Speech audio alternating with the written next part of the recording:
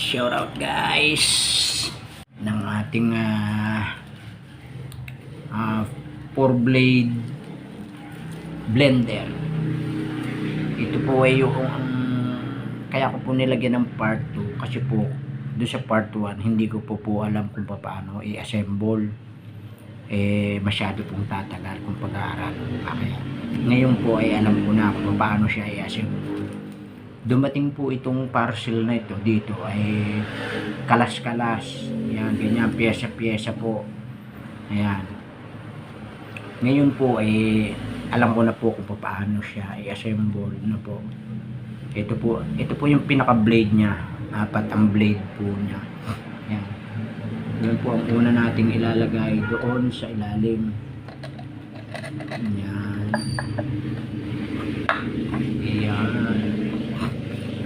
And then susunod po natin ay ito, takip, yan, may rubber po siya para safety. Dito po yung lalagyan ng prutas kung ano pong inyong i-blender, yan.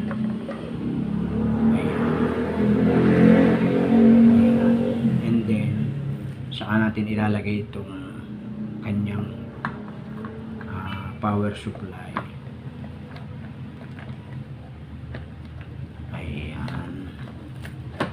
Iyon. Yan. Nakapix na po. Yan. Tapos, yan. Okay na po yan. Isasaksak nyo na lang sa kuryente. Then, ito po yung pinakapindutan niya sa ibabaw. Ito po yung pinakapindutan niya sa ibabaw. Yan. Yan. Ayan na. Blender po yan na 4 po yung blade.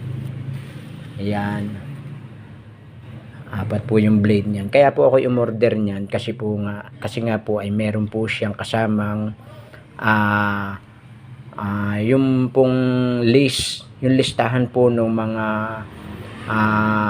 herbal na medicine, yung kombinasyon po ng mga herbal na medicine.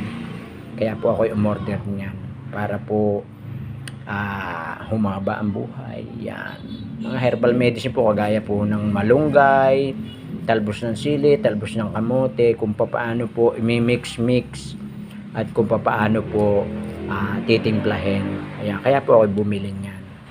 Ayan, yan lang guys, salamat sa support. Bye.